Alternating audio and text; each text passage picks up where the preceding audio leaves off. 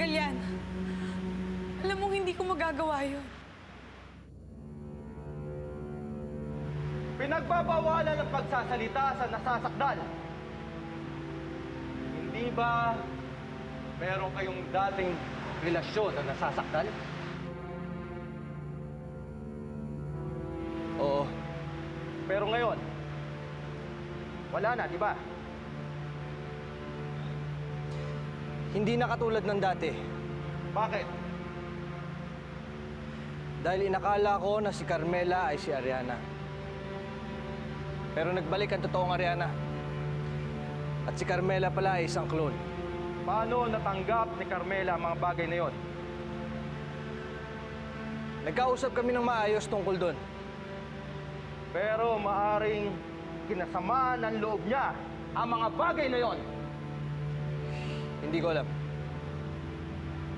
Nung panahon ng pag-aatake, sino ang nakita mong kasama ni Carmela? Si Alvaro. Sa tingin mo ay magkaibigan sila? Pinotektahan ni Carmela si Alvaro laban sa akin. Pabayaan mo na siya! Kailangan natin talunin si Gama! Hindi, pabayaan mo na siya! Pero Carmela! Bakit kailangan protektahan ni Carmela si Alvaro? At bakit kailangan mong atakin si Alvaro? Dahil si Gama at si Alvaro ay iisa. Sila ay mga kuma. Kung si Alvaro ay si Gama at Uma ay nagkaroon ng relasyon kay Carmela, hindi kaya ka pinagtatangkaan ni Carmela na patayin ay para kay Alvaro? Hindi ko alam. O posible kaya na kaya sumama ang loob ni Carmela nung malaman niya na siya ang di tunay na Ariana, ay nagkaroon siya ng relasyon kay Alvaro at nagplano ang dalawa na patayin ka? Hindi ko alam. Pero posible, hindi ba? Noong nangyari ang pag-atake kay Galian, nasan ka? Ha? Naglalakad ako sa labas ng quarters ni Galian. Pwede bang sabihin mo sa amin kung ano ang nakita mo? Ha?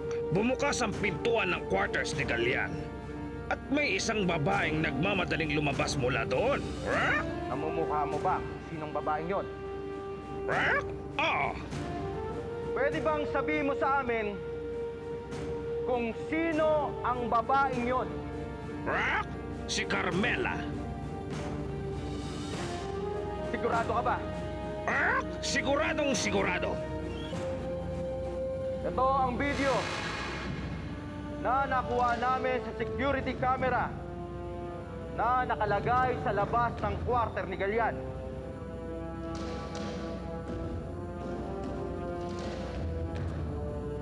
Hindi ako yan! Huwag ka na magkaila! Malinaw na ikaw!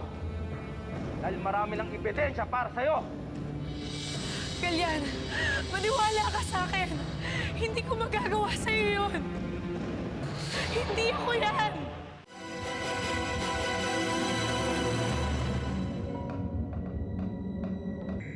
Handa na ang ekspedisyon para kunin ang katawan ni Liam. Mabuti naman at hindi ka na pumalpak sa bagay na yan.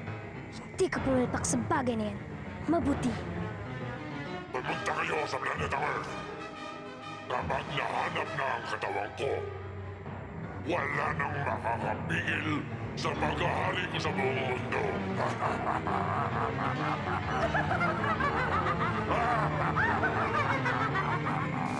Base sa ebidensya na ipinakita ng korteng ito, ikaw, Carmela, ay napatunayang may sala sa tangkang pagpatay kay Galian.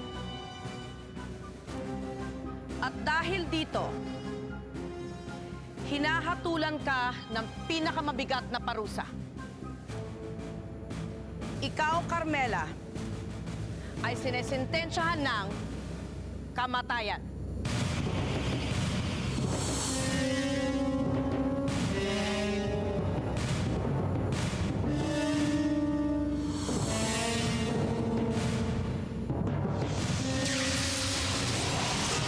Kung mamarapati ninyo, nais ko sanang ako ang magsagawa ng kanyang parusa. Pero Galian, Pinagtangkaan niya ang buhay ko. Gusto kong masaksiyan ang kanyang huling hininga.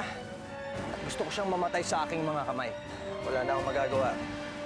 Bumaba na ang hatol kay Carmela. Kailangan ko nang isagawa ang sentensya niya.